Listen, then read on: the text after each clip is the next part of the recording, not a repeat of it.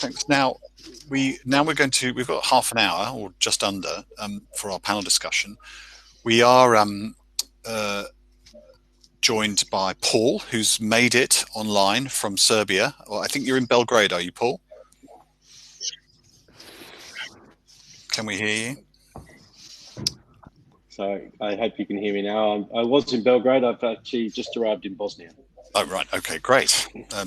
And Teo Dechev, has she joined us? Teo, you there? I am. I'm on the call, but unfortunately the video camera is not, the icon's not working. So, but I do have the microphone on. Okay, right, great. I can hear everybody now. So, panel discussion. You know, we had in the first session, you know, some of the broad brush things from the ambassadors and you know, Department of Trade reps. But here we've got a very good mix of operators, explorers, consultants, you know, investors, lawyers, and strategists. And I, you know, I haven't seen too many questions yet. There's a couple of questions that are specific to specific exploration issues. But perhaps if we deal more with the broader issues, we can pick up on some of those very specific questions later, or I can forward them on. I guess, Nigel, we talked initially about you know, how do you change? You know, what have you done in terms of changes to your business in particularly at Sasa and an operating mine? Yeah. I guess, you know, you've given us a bit of flavour of that. Maybe Paul could, since we haven't heard from Paul directly yet, maybe Paul could give us an indication of how that's actually affecting somebody who's exploring and, you know, trying to get a project off the ground with a feasibility study, and what impact this has had, and what contingencies and plans they've made to see this project through. Mm. Sure. Well, we were very fortunate, and I think we operate in a jurisdiction where the government took a very pragmatic approach to individual circumstances affecting different operations, whether it be mining or any other industry. For us, the biggest impact was clearly the closing of borders, which just meant that we couldn't rotate drill crews. Some of our drillers, for example, are based in Macedonia or Serbia. That had an impact in terms of our drilling productivity. But what we were able to do was apply to the Bosnian government to allow us to operate outside of the curfew, so we could still drill 24 hours a day. We managed to keep 4 out of 5 rigs operating during that whole time. And as you can see, I've just arrived in Bosnia today. The borders are open with some conditions. And life outside looks pretty normal, I've got to say. There have been other challenges that we faced. You know, we are trying to work through a full international ESIA. At the moment, we weren't able to do things like traffic surveys, not because we couldn't put people, you know, on the streets to do those surveys, but rather that they would have been not representative of real circumstances. But broadly, we've been able to continue to move our project forward.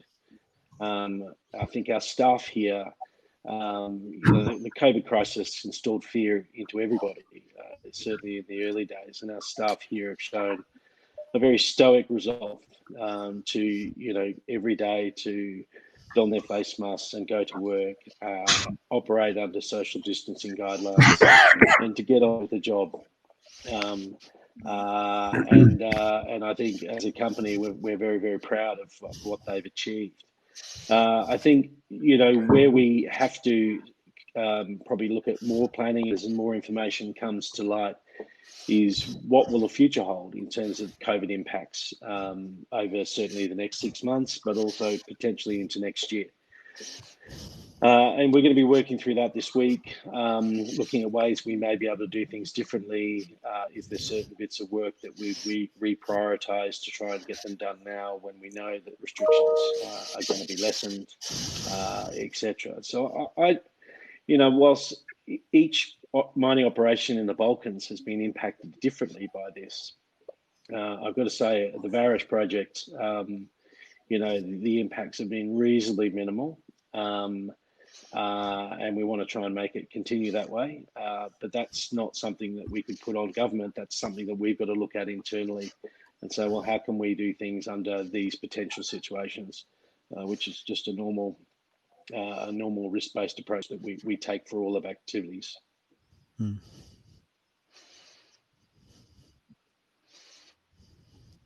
Sorry, just unmute myself there. Maybe Teo, have you got anything to add to that with the activities that you got in the region? Well, it's a good question. So we're on the exploration side, and exploration in general, just by its nature, you're in remote areas. You're generally not around large communities, so your ability to conduct your work, certainly in terms of mapping, sampling, and drilling geophysics, is not as impacted. However, Paul brings up a really good point in terms of drillers.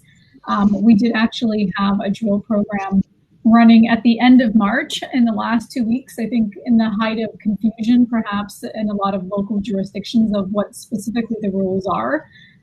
We did have to seek permissions in terms of operating and allowing our rigs to run, which we normally do on a 24-hour cycle, but we had to reduce that to two shifts in the day, and then had to reduce it to one. We got local police permission for exemptions around curfews, and it generally, if your team is not from the area where you're operating, you definitely have constrictions on where you can travel. So all of those things do impact your ability to operate at the same speed as you have in the past, but they don't stop you from operating. So as long as you have good procedures, you have good open communication with the local governments, you can continue to operate. You just need to be more mindful of perhaps the new restrictions, and certainly ensure that you have very regular and communication with the local authorities so they understand what you're doing. Thanks very much. Yeah. Okay, yeah, well, those specific things. I don't know, Nigel, if you've got anything to add in terms of the operations. No, I haven't, Richard, to be honest. In terms of the operation, I think Paul and Teo both, added to what I said previously, really. I think the short-term picture, everybody's doing similar kind of things, working with governments, trying to get through curfew restrictions, etc., to maintain production, deliveries, etc. And we will, to a greater or lesser extent, get through those things. I think the bigger issue is how the world changes beyond all this in terms of the economic impact, in terms of the way people work. I mean, we've all found the Zoom platforms and everything have been very helpful. I'm not suggesting everybody now works from home for the rest of their lives kind of thing, but I think it will have an impact on business travel, how many site visits you need to do, how the self-contained management team at the various sites operate with different communications platforms and everything. So I think there's some major impacts, in terms of bringing forward things that were probably always going to happen in the world, but digitization, deglobalization, all these things. I think that's the bigger picture really as to how it's going to affect us, and in particular in the mining industry, where you need to operate. I mean, there was probably a slight, for different metals at different stages of their profile, surpluses coming into the market, and the reduced metal prices will probably have an impact on certain business operating in the higher cost environments, and say the 80th percentile or whatever, where it may put them, ultimately they may struggle to maintain the businesses. So I think it is going to impact the sustainability and viability of businesses in the longer term, maybe at some areas. And I think the last thing to say really is, 2019 was a year when the focus on sustainability was massive. Everybody noticed that in public markets, amongst shareholders and investors, and that is certainly not going away. I think this has just emphasised how close you need to be with your communities and your other stakeholders on top of shareholders to have a successful business. If you're not, you're really going to struggle, I'm afraid, because undoubtedly governments are going to be looking to businesses for tax take, possibly increased taxes, and also working with the communities to help out. Yeah, absolutely. I think that kind of brings us on, develops this. I mean, I've got a couple of questions here. For example, what are the key challenges in the next 6 months? There's also, you have COVID, and we have a massive focus on ESG. we also have, EU accession issues coming up, and sustainability, green economy that Marcin talked about right at the beginning. So maybe Stefan, I think you kind of touched on this, that whilst the region is highly prospective, and there's been historic mining, not just in the far past, but very recently and ongoing. Yes. How do you see all this sort of perfect storm of kind of legislation, reaction to I think on this spot we can really talk for hours, but allow me to just put it here really in a nutshell. I think there are two major aspects that we have to focus on here. First, a mining project is not an island in a country. I mean, I know mining projects which try to function that way, and this gave in a very early phase, very bitter flavor to the local communities. So exactly the keywords that you have mentioned, and actually what Tel was mentioning before, is here crucial to get an acceptance of a mining project on site, really to get involved also with the social issues of the community and so on and so on. So, but on the other hand, the focus goes at the moment, and when Europe is speaking now supply chain security of critical materials, what comes into the basket there? So here we have a very strong focus on the automotive sector. We have a very strong focus on batteries and all the related minerals. So we have here, of course, copper is one of my personal favorites, and of course lithium now is coming into the game, and cobalt and so on. But what COVID actually just making here, I think it's a little bit accelerating the national borders on this aspect. So we have here, on the one hand, we have a EU policy which is trying to have a European sourcing. On the other hand, we would like to attract international capital, and in the third hand, we have also all the countries that are having their national policies that say, okay, we need this for our economy, because they understand that actually manufacturing cannot function without the materials. So all this value chain now, I think it's really in a kind of a turmoil, and everyone is trying to see what comes first, what comes second. But at the end of the day, I think we have to put it here in a new way of structure. I think the value chain is going very strongly to be impacted by the post-COVID-19 infection. This is I'm absolutely confident on that. And the other thing which I think is going to become crucial is here to see, okay, I mean, when we speak of local sourcing and how we keep the attractiveness to work together, and we try now not to threaten global trade. At the same time, we try to build up regional policies on different issues. And I think all this coming really into a major impact of the mining industry right now. And I think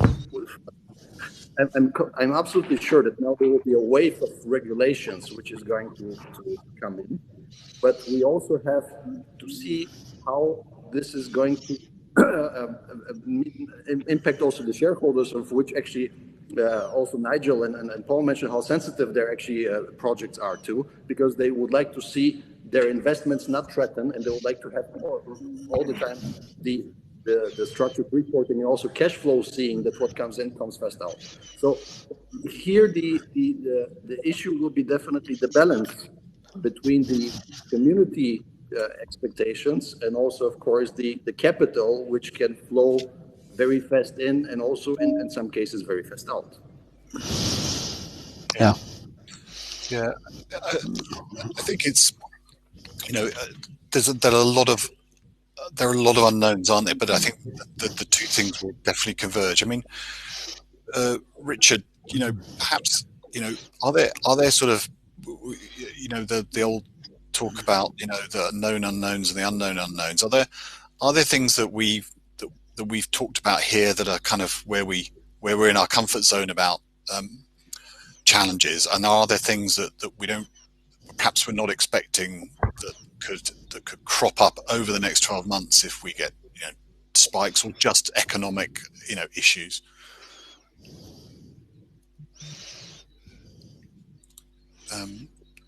Allow me just to add one more thing to this, because I think the key what was mentioning before was low-cost mining. And I really have to underline this. Yeah, everyone is looking for low-cost mining. So where is actually but where low cost from what? So taking the key incentives that in some jurisdictions at the moment electricity is not so expensive as in others is not a key parameter for sustainable mining. The efficiency is the key for sustainable mining. And this is where actually the low cost should be focusing on. And this starts with proper engineering, with proper technology, which is by far very strongly underinvested in Europe. And this is something, and we have it. The technology comes. Yeah. Okay. Right here. If you look in worldwide, very successful, you will see that actually the pricing drops markets only because we're efficient enough, but not because the labor is so is cheap, or they're writing off something, or the electricity, or they're topping some water for which they're not paying for. Yeah. Okay. Thanks, Stefan. Richard, are you on the line? Seem to have lost Richard. Let's come back to that sort of those what if and some of those bigger questions. We've got some further questions about the industry. Let me see if I can find it.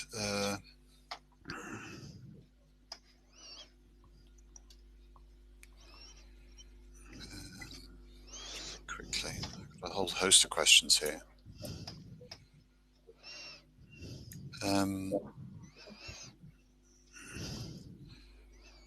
And this is kind of a similar kind of question, really. I mean, you know, and it comes around to you know, again, Nigel was touching on in terms of the sustainability plan and the strategy and things like that. What are the sort of changes that you have had to make? I mean, are you doing remote working? We're going to talk about some of this stuff in the next session after lunch. How does management function when it can't get to the mine sites? You know, is Zoom and there's a similar question, Zoom and Teams and things like that, have they actually, you know, have we gone beyond needing boots on the ground all the time and having our board meetings in country? Who wants to kick off with that one, Nigel? Yeah, well, I'll kick off with that one. I think obviously Zoom and video communications has got a role to play. Let's not forget that we're talking about primarily here the mining industry, and you can't operate a mine from home. So it's always going to be done at the mine. That's where the money's made. That's where the challenges are. And much as I think you learn from the process and think the technology was probably there. Obviously, well, it definitely was there before COVID-19, but maybe a reluctant, management to actually adopt and incorporate that technology. But it's not going to change it massively, the mining, in that sense. I personally don't think, but I think it will change some habits in terms of business travel and how you can liaise with site very efficiently, the management team on site. And when you do go to site, it maybe will be less often. But there's other factors, in terms of automation of mining, etc. The point before about low cost operations, I take that on board as a low cost operator. I take that on board, very, very significantly. We are a low-cost operator because of the technology and the engineering and some of the automation, but we've also got some favourable factors in country. We're not going to dismiss those, and that is true. But we certainly pay, very good wages in the area in which we operate, and we work closely with the local community. So yeah, I think there are going to be. I agree with you, Richard. In many ways, nobody fully knows the impact this is going to have, and there's lots of commentators out there, and nobody really knows. And sometimes you have these crises, and then everything goes back to normal. I do think there will be a subtle change in the world, after this. But let's not overplay the significance of Zoom in the mining industry. I mean, from a head office point of view, we've all worked from home now for 13 weeks, but the thought that we don't go back to our base and operate as a team fills me with horror personally, because I don't think we'd be anywhere near as productive, and a human being is innately a social being. You need to have people there to have that team cohesion. I think we've become a collection of individuals and nowhere near as efficient personally, but it has its place to play, I think. Sure. Anybody else like to comment on that? Probably one thing to add on that, this concept of remote working, it's definitely become more talked about, certainly now because of COVID and the restrictions on physical movement.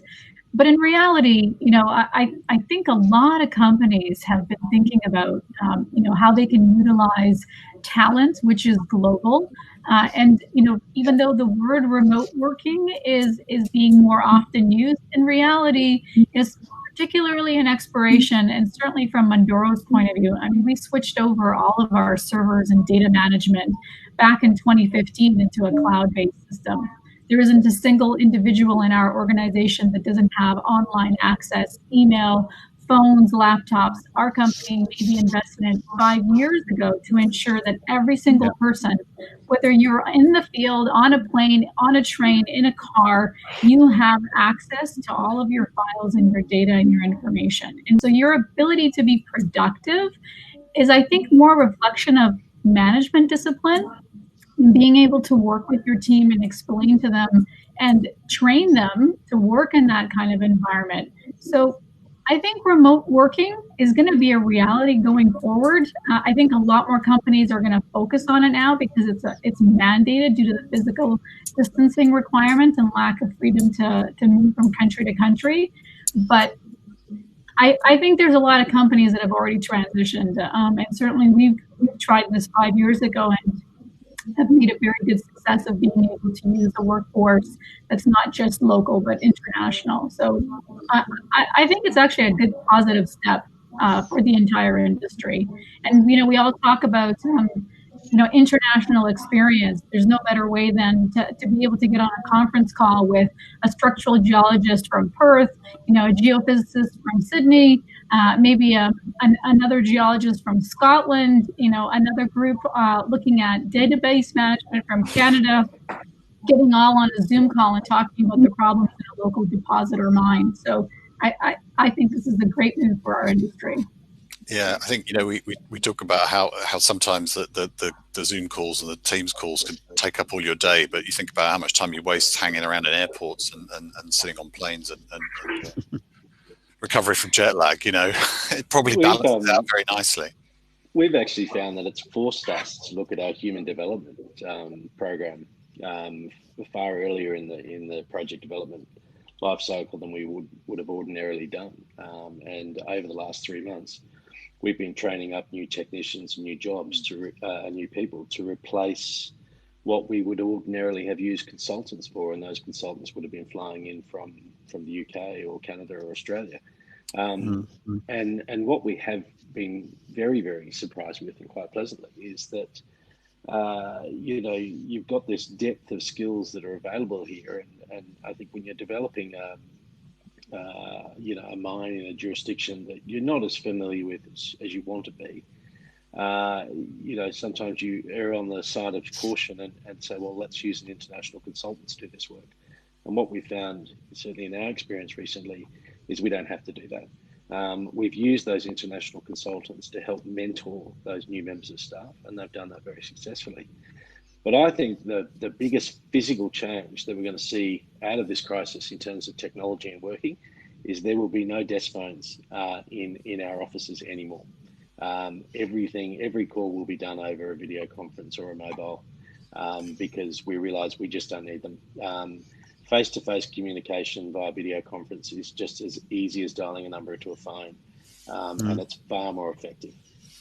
Okay, that's great. Okay, look, I know we're a little bit close to time, but there was one particular question I did want to kind of ask, and I'll just pop this up on the screen if people could see it.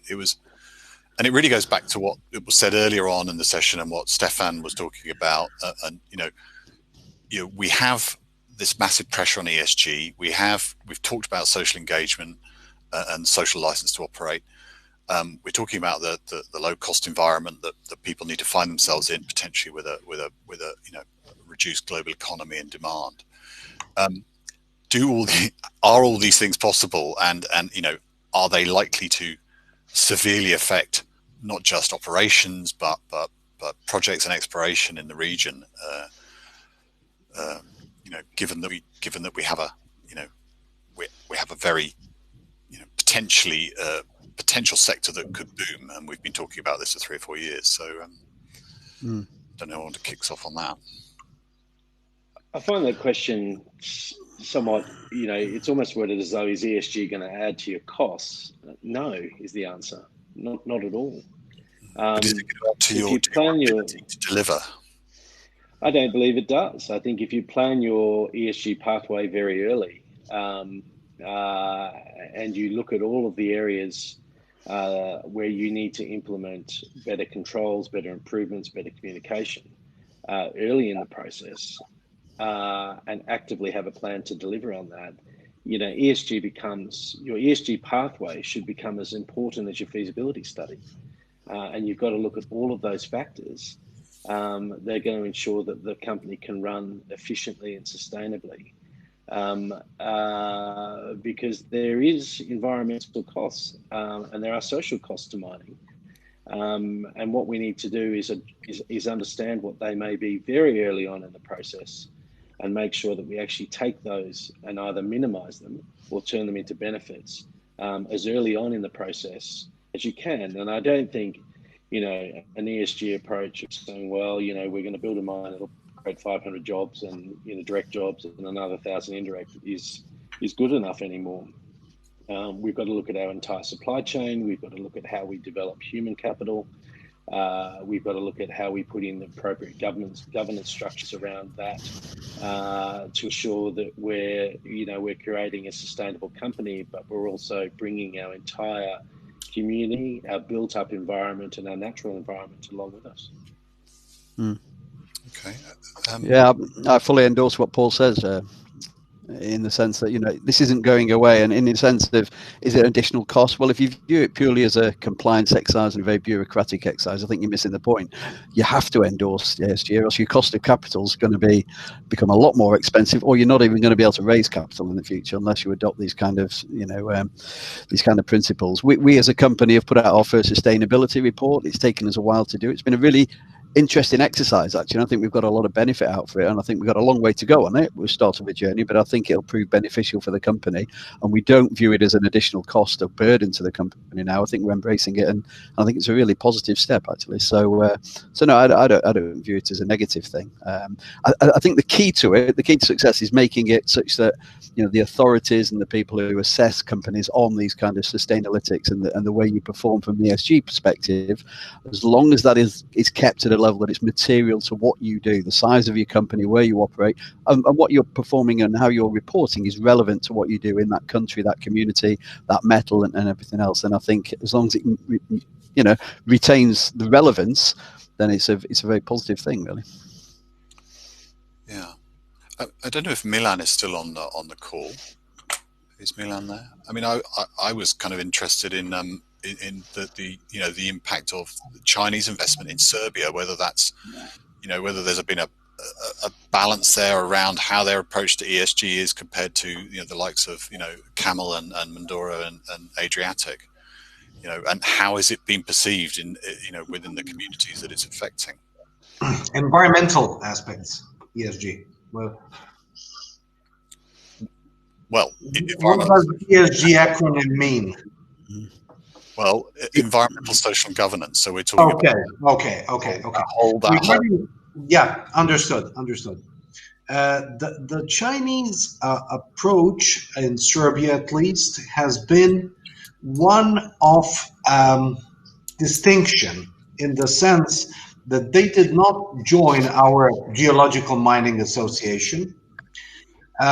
They do not team up with the other foreign investors, and they work directly with the government independently and not mixing with the other crowd. In terms of environment, there were issues in Bor with probably an overusage of the old smelter. They have reignited, they started using again the old smelter. And there were serious issues of smog, air pollution in Bor. They have claimed that this air pollution comes actually that it's historic in nature, and that now the complaints come only because they have arrived in Serbia. So that remains an open issue. I think that the situation has improved somewhat compared to those times, I would say about half a year ago or 9 months ago, when it was really problematic in Bor. So it definitely, environment was hurt seriously in the past decade. Now, major investment is being made in Bor. Production has increased greatly, and this has naturally caused new pollution. They have promised, the Chinese region have promised that they will act according to the best standard of environmental protection. So let us wait and see what happens. We hope for the good, but we have to be cautious, definitely. Okay, thanks, Milan. I guess, do we see then, would the other people perhaps think of this more as maybe Stefan could comment, of a sort of a Serbian anomaly compared to the other countries in the region, that they would engage on this basis? Or do you think that they're more going down the sort of route that we're seeing through Western investors doing, mindful of the need to actually engage in proper ESG processes? I hope you can hear me again, because there is something happening with the microphone. Yes, we've got you back, Stefan. I will comment this very shortly. I think sometimes we as human beings, sometimes we really just reflect and learn only from mistakes we make, and when we hear them that they happen somewhere else, we just deny them that they can happen with us. I hope that this is not going to happen in Serbia. I really hope they will, before making a decision, they will take a little bit of the developments in the last couple of years, which actually burned worldwide.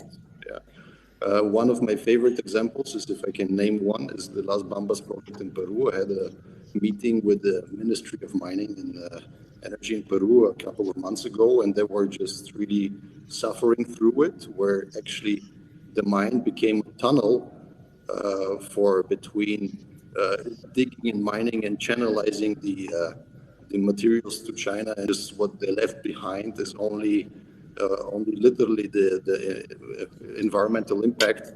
So also the social community went on strikes, but there's all social issues you can read in the newspapers. So in terms of Serbia, I think there are many international examples which can be seen right now. And I think that, again, it's always the fundament that matters. And I think if this fundament will be built right now, it's sustainable. Okay, good. Thanks, Stefan. Look, I think it's 1:10 now. I think we're going to have to wrap up. Actually, given the difficulties of perhaps navigating our way through the system, it's working very, very well. I don't know if anybody else has got any comments. I mean, if Arthur's happy for us to chat, but do we see? Arthur's just sent me a press release from Velocity Minerals saying, new discoveries in Bulgaria. Do we really see that Eastern Europe is going to take off? We talked about this 5 years ago in Vienna, and we talked about it in Serbia in 2017. When are we going to really see the crystallization of the prospectivity with the legal and the governmental regulations that will actually push things forward beyond what it is now? And we're obviously seeing it a bit, but are we have we made a step change? Perhaps Teo and Paul could comment on that. Sure. I think the reality of Eastern Europe and how we define that is obviously important. There has been the first kind of catalyst in this district was Turkey back in the 1990s, and there was a huge influx of explorers that went there. And that jurisdiction, unfortunately, has cooled off primarily because of the changes in the government and how difficult it has been for some foreign companies to operate. I think that the discovery in Serbia with Čukaru Peki reignited interest in this belt that clearly every geologist you speak to knows about the Tethyan Belt. You don't sit in a meeting trying to explain to an investor that there is metallogenic potential in this district. There's lots of examples of deposits. You have world-class mines.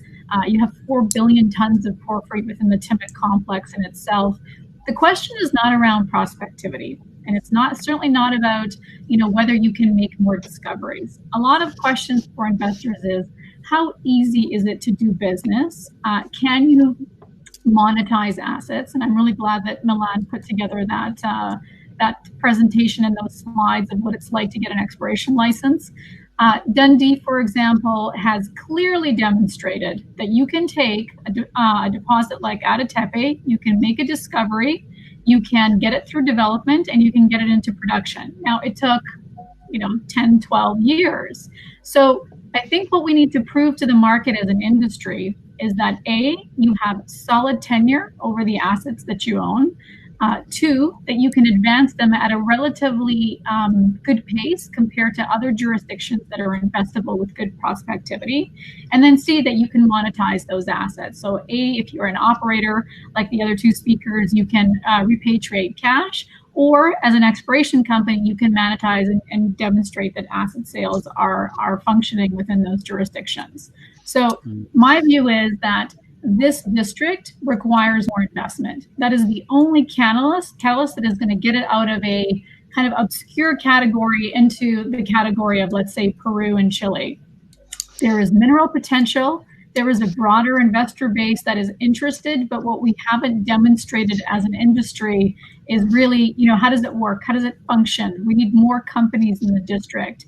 And a big part of that is going to be capital partners in the capital markets. And, Paul and Nigel, maybe you have your own experiences with financing these types of assets and exploration programs. Yeah. Yeah. Just any last comments on that? I would just add, Richard, I would just add that, at least looking from the Serbian perspective, first of all, the monetization of exploration results occurred several times, and it was very successful, and discoveries were sold. So that is not an issue in Serbia. And second, the lack of a definitive breakthrough in Serbia in terms of developing a mine, I think, can be more attributed to the investors themselves than to a problem with the Serbian state. It was the volatility of the markets which has affected some major and other calculations that investors have, rather than any impediment imposed by the Serbian government or law. Yeah. Okay. Good. Okay. All right. Well, thanks very much, everybody. We've run on a little bit, but it's been really, really interesting hearing everybody's experiences and their opinions, and we've had a really great breadth of expert opinions. So thank you very much. Unfortunately, we lost Richard during the panel session. We have had a whole load of questions come through for individuals, and I guess the MINEX team will be posting those on to our panelists when they get them. So if we haven't had a chance to answer your questions, sorry. We just think it's better to have this broad discussion. I think the upshot, the passing note, really is that companies are well prepared. Nobody's under any illusions that this is all suddenly going to go back to normal in the next couple of months. But fundamentally, the region is highly prospective and needs investment, as you said, Theo. So thank you very much to our 6 panelists and presenters. We have a lunch break now. I guess we'll hand over back to Arthur to tell us what we're going to do and when we're going to reconvene. But once again, thanks very much.